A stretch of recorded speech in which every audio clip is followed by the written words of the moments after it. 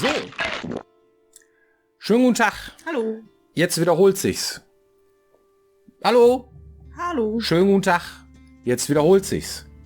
Ja, ist blöd, ja, ich weiß. Aber es geht um Replayability. Nochmal, ja? Oder wiederspielbar. Oder wiederspielbar, ja, genau. Wieder und wieder, ne? So. Ja, Wiederspielbarkeit ist eins dieser Dinge, die immer wieder so Thema sind, ne? Wiederspielbarkeit. Haben wir gerade aktuell bei Cyberpunk gesehen. Die haben da auch sehr viel für Werbung gemacht, weil man es auf sehr viele unterschiedliche Arten durchspielen kann. Und viele Leute, die wir so lesen oder so, ich bin jetzt im zweiten Run, ich spiele das jetzt mal ganz anders und so. Das heißt, man spielt es nochmal, ne? Wir haben auch sehr viele unterschiedliche Sachen in unseren Spielen drin, zum Beispiel Konsequenzen von Quests und welcher Gilde man beitritt und so ein Zeug. Da haben wir auch sehr viel Zeug drin, was Wiederspielbarkeit erzeugt. Aber die interessante Frage ist das überhaupt wichtig? Ne? Ja, das ist interessant. Das ist eine interessante Frage und das können wir ja mal beleuchten. Wir haben erstmal weniger als 100 Leute gefragt. Wiederspielbarkeit, nochmal. Wiederspielbarkeit bei Games, wie wichtig ist dir das eigentlich? Und die haben Folgendes gesagt. Mittlerweile nicht mehr wichtig, weil ich einfach bei der Fülle an Spielen, die rauskommen, einfach mich oftmals eher gezwungen fühle, so ich möchte das jetzt abschließen, weil ich habe ja noch einen Titel, den ich auch gerne anspielen würde. Und das war früher deutlich wichtiger für mich, dass ich irgendwie ein Spiel brauchte, was ich auch öfter einlegen kann. Aber mittlerweile bin ich mehr so, ich bin auch mal ganz froh, wenn ein schlauchiges, 10-stündiges Spiel dabei ist. So.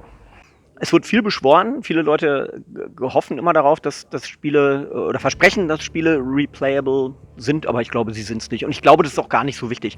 Ich finde das sehr wichtig tatsächlich, weil ich mag sehr gerne Spiele mit Open World. Ich mag sehr gerne Spiele, bei denen ich Entscheidungen treffen kann, die ich auch wirklich spüre hinterher. Und dann macht es mir schon sehr viel Spaß, wenn ich merke, da gibt es einen Entscheidungsbaum und ich spiele jetzt einen Ast und ich habe das Gefühl, ich kann auch nochmal einen zweiten Ast spielen, weil wenn mir ein Spiel gefällt, ist es natürlich schön, wenn es da eine Varianz innerhalb des Spieles gibt. Ist mir tatsächlich gar nicht so sehr wichtig, weil ich gerne dann neue Spiele anspiele und ich überlege gerade, ob es ein Spiel gibt, das ich mehrfach, gut, Batman, die Arkham-Reihe, da habe ich die Teile tatsächlich mehrfach gezockt, aber mir ist es tatsächlich gar nicht so wichtig. Gar nicht mal so wichtig in einer Zeit, wo alle Spieler auf einmal mindestens 200 Stunden haben müssen und 300 Gebiete und 800 Leute mit 5000 Aufgaben, weil man kommt ja mit keinem Spiel mehr durch. Also ich freue mich über kleine Spiele, die auch mal irgendwie durchspielbar sind.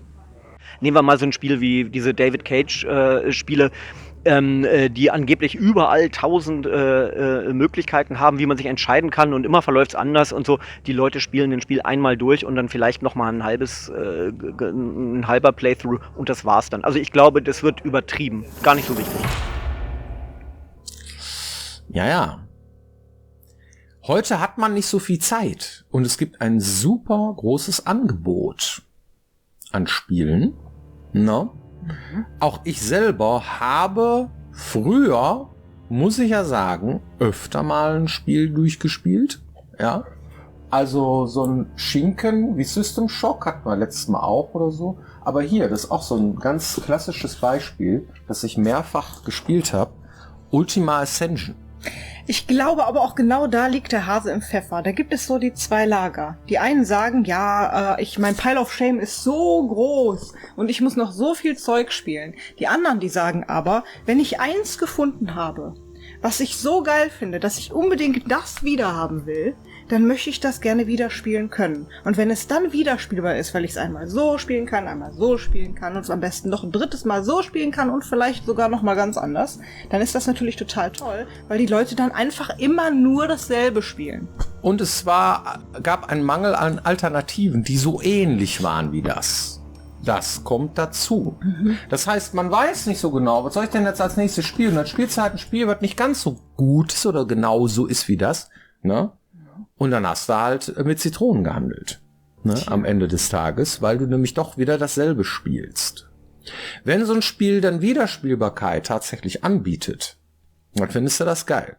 Ja, Wiederspielbarkeit im Sinne von, gibt's ja viele unterschiedliche Dinge, Wiederspielbarkeit. Das erste ist irgendwie, habe ich vergessen, wie die Geschichte ausgeht.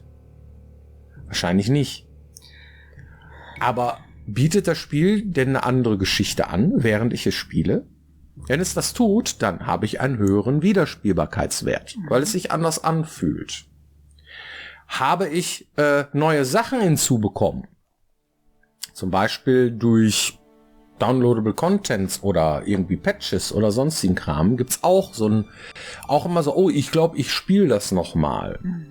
Aber die Dinge, die man dann hinzugefügt bekommen hat, haben die dann tatsächlich dafür gesorgt, dass man sagt, boah, jetzt habe ich aber ein ganz anderes Spielgefühl, es hat sich gelohnt, es nochmal zu spielen, komplett? Ich glaube, das ist oft auch eine Mogelpackung. Wenn du jetzt zum Beispiel, ich sag mal ganz platt sagst, ich habe zum Beispiel sowas wie, ich habe ein gutes Ende, ne? Also ich habe eine Wiederspielbarkeit durch verschiedene Enden. Ja. Ich habe irgendwie den Guten gespielt, ich habe den Bösen gespielt und es gibt irgendwie noch den dubiosen mittleren Weg, so ganz platt. Und ich spiele am liebsten, also 90% der Leute spielen am liebsten immer den Guten. Danke dafür. Und dann am Ende ist das Spiel durch. Ja, könnte ich es ja normal spielen, nehme ich diesmal den mittleren Weg. Und dann ist es oft so, dass ich beobachte, dass Leute dann halt, während sie es dann spielen und eigentlich was anderes spielen wollten, dann doch wieder genauso spielen wie vorher. Weil sie halt am liebsten die und die Auswahlmöglichkeiten wählen, weil sie am liebsten so sind, weil sie irgendwie nicht aus ihrer Rolle rauskommen. Wir haben mal eine Sendung dazu gemacht. Wir haben sie The Good and the Bad haben wir sie genannt. Und da haben wir auch sehr viele Leute gefragt. Ja. Weniger als 100 Leute. Sag mal, spielst du auch mal den Bösen und so? Und die haben immer gesagt, ich versuch's, aber ich krieg's nicht hin. Ich spiele dann doch immer sehr nett. Zum Beispiel, ja. Ja. Aber diese Möglichkeit, dass das Spiel dir zum Beispiel sagt, ja, du kannst es so oder so spielen, verleitet die Leute vielleicht dazu, es nochmal anzufangen. Und wenn du dann angefangen hast, dann zockst du wieder weiter, weil du dann immer noch Bock drauf hast. Das könnte zum Beispiel ein Grund sein, warum du sagst, ja, die Wiederspielbarkeit ist gegeben, obwohl ich's immer auf dieselbe Art und Weise spiele. Und das waren jetzt nur die Enden, ne? Aber du hast ja noch mehr gesagt. Es gibt ja noch mehr Möglichkeiten, womit ich Wiederspielbarkeit erzeugen kann. Zum Beispiel nicht nur durch das Ende, sondern auch mitten im Spiel durch sehr viele verschiedene Entscheidungen oder in unserem Fall zum Beispiel Fraktionen. Ne? Ich kann als jemand anders spielen, ich kann das aussehen, ich kann andere Waffenstile benutzen. Ich hatte jetzt letztens die Tage noch gelesen, irgendwo im Forum, das fand ich ganz interessant, dass einer gesagt hat, Mensch, ich habe das erste Mal als Magier gespielt hier bei den Berserkern und festgestellt irgendwie, das ist ja cool, wenn ich irgendwie alle hier mit Gift, und der andere sagte, nee, der Feuerball ist viel besser irgendwie und so, da kannst du hier viel schneller die Leute platt machen. Und dann haben die verschiedene Sachen, Kampfstile miteinander verglichen. Und das ist eine ganz andere Spielerfahrung, als wenn ich mit meinem Schwert durchschnetze. Die Quote, welche Fraktion genommen wurde von den Menschen, konnte man anhand von diversen Achievements, die wir implementiert haben, ablesen.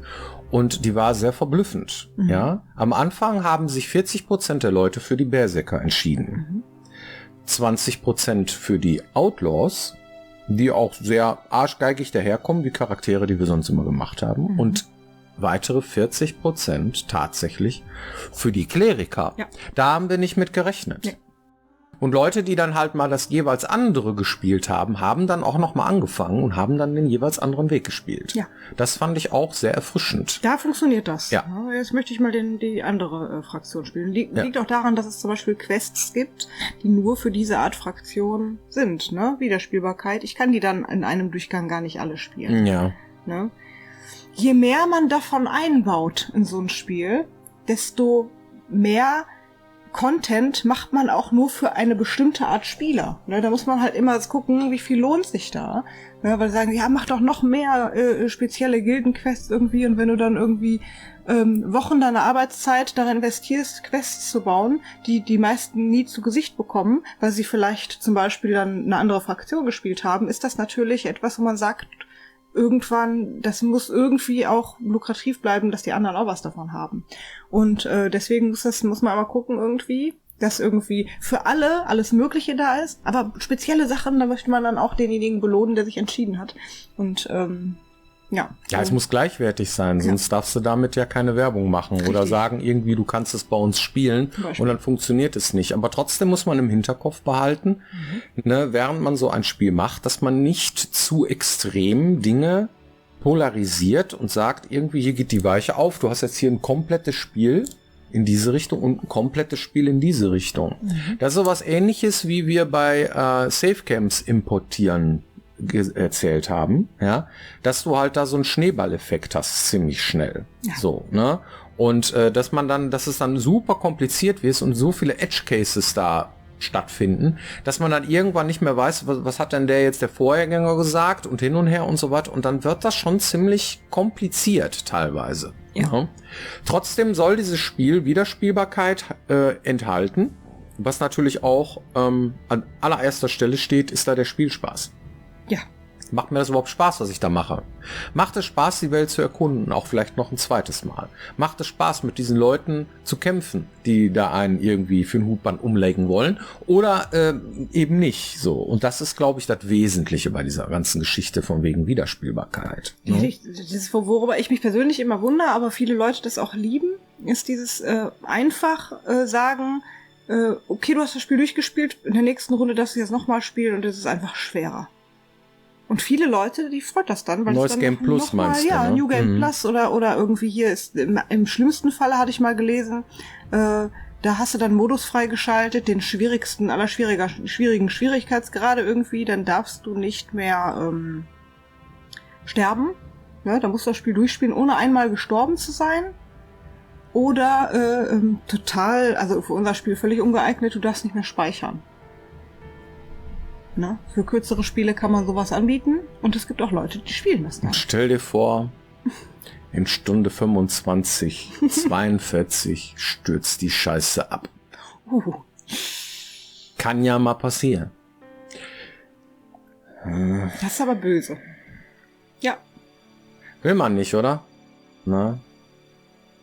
Tja. Deswegen sagst du bei kürzeren Spielen, ne? Sind auch andere Effekte, die da stattfinden, nicht nur Crashes oder sonstige Bugs oder so, aber ja, das ist halt... Ja, aber was da greift, ist auf jeden Fall dieses Belohnungsprinzip, ne? Wenn ich zum Beispiel mit so generischen Elementen irgendwie Dinge, die sich selber quasi zusammenwürfeln, eine Art neues Spiel erzeugen. Funktioniert wunderbar im Multiplayer, ne? Ich sag mal, Phasmophobia zum Beispiel, ne, spielt man gerne immer wieder. Ist eigentlich immer dasselbe Art Spiel, aber es ist jedes Mal anders, aus 2 Gründen. Erstens, es wird neu gewürfelt, ich weiß nicht, was mich erwartet.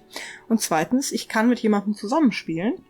Und dann ist quasi das Zusammenspiel mit jemandem, der Multiplayer, quasi auch das Spiel. Weil es auch mal andere Spieler sind, mit denen man zusammenspielt. Auch, ja. So, ne, das ist natürlich dann auch. Gerade Multiplayer ist da, was Wiederspielbarkeit angeht, ganz vorne. Ja. So, absolut. Ist ja auch spannend. Du weißt nicht, was für ein Geist ist das denn jetzt? Aufbau, Minecraft, ungeschlagen. Also man spielt immer wieder Minecraft, indem man sich selbst ein neues Projekt steckt. Ja? Ja. Das ist sehr, sehr verbreitet und dafür auch ein super geeignetes Gameplay. Naja gut, aber wofür wir stehen, sind halt Spiele mit Geschichte. Und eine Geschichte ist ja, wenn du ein Buch nimmst, ist ja relativ klar, was am Anfang passiert und eigentlich relativ klar, was am Ende passiert.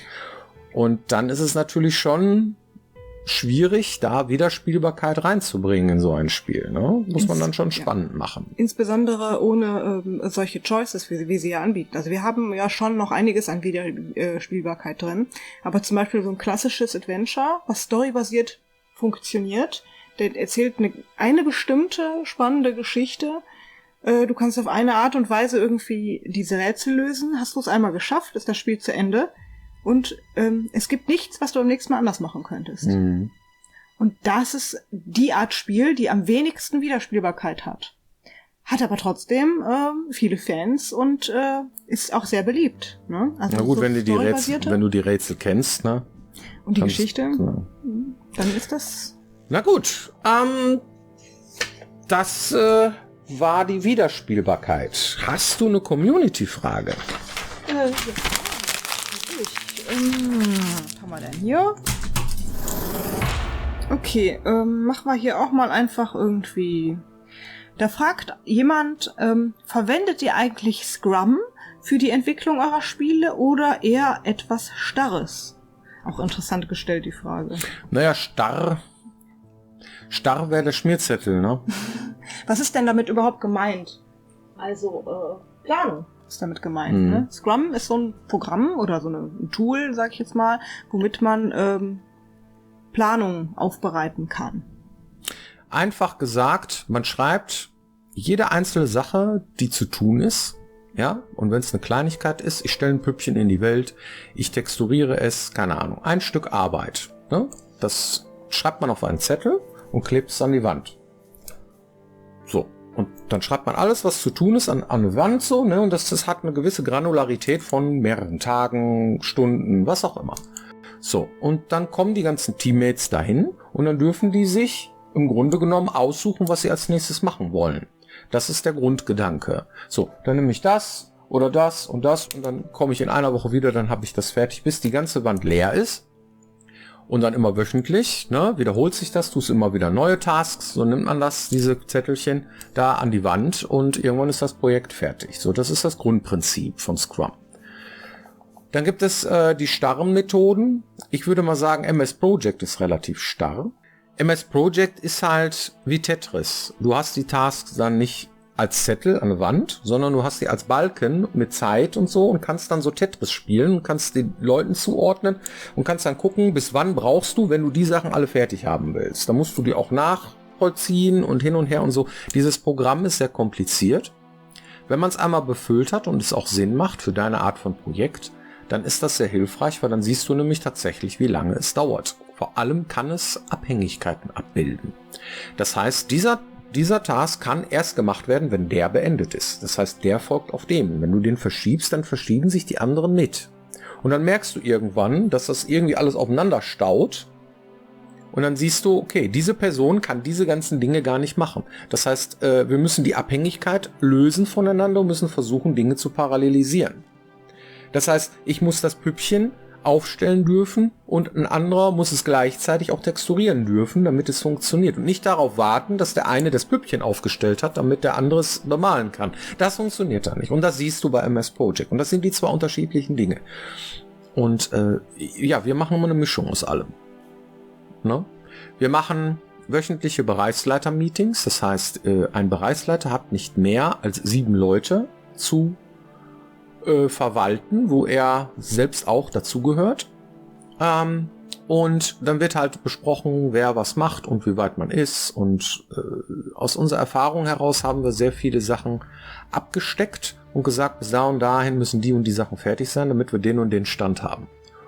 Und die Abhängigkeiten sind dann natürlich auch da und so, ne? Weil wir machen eine Mischung aus dem einen und dem anderen.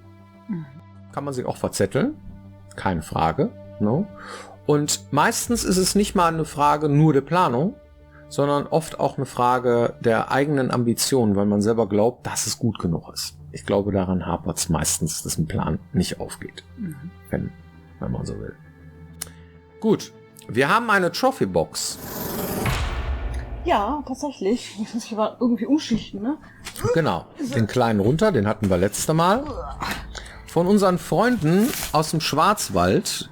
Die haben dieses tolle Spiel gemacht, Destroy All Humans. Das ist die DNA Collectors Edition. Die haben wir geschenkt bekommen. Genau. Das am besten gefällt mir darin. Das ist ganz witzig. Da sind verschiedene Dinge drin. Ja. Ich kann auch versuchen, hier so hinzuhalten. Und zum Beispiel irgendwie so eine große Figur und so und ein Schlüsselanhänger und Spiel und Gedöns. Aber am coolsten finde ich hier unten dieses, es ist schwer, dieses Knautschvieh. Ne? Das ist ein Eye-Popping Anti-Stress-Toy. Den kannst du an eine Wand schmeißen, oder was? Den kannst du draufdrücken, dann kommen die Augen raus. Ach so. Ja, das ist was für mich. Ja, lustig. Ja, auf jeden Fall geil, ne? Und vielen, vielen Dank dafür. Das ist ein großartiges Spiel und ja, wir wünschen Black Forest Games auf jeden Fall für ihren weiteren Weg auch sehr viel Erfolg. Ja, weil wir wissen ja, die sitzen schon an dem nächsten Projekt. Ne? Ja. Was das wohl ist? Ja. Spannend. Spannend, ja. Aber ich weiß es wirklich nicht. Ich weiß nicht, woran die als nächstes sitzen. Ne?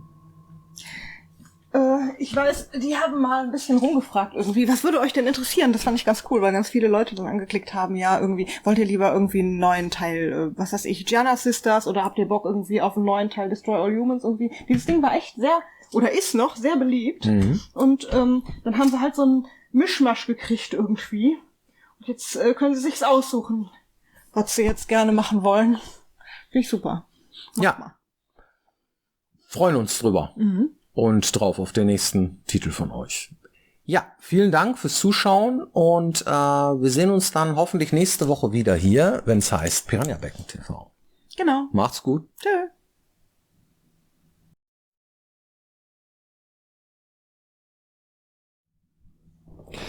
Ja, müssen wir mal auspacken, die ganzen Dinger, ne? Das ist irgendwie immer so schade, ne? Original verpackt ist immer geil, ne? Ja. Hat man dann immer auf anderen Dingern gespielt, hat man schon mal gesehen oder irgendwie, ne? Bei Steam oder, Schon. ja.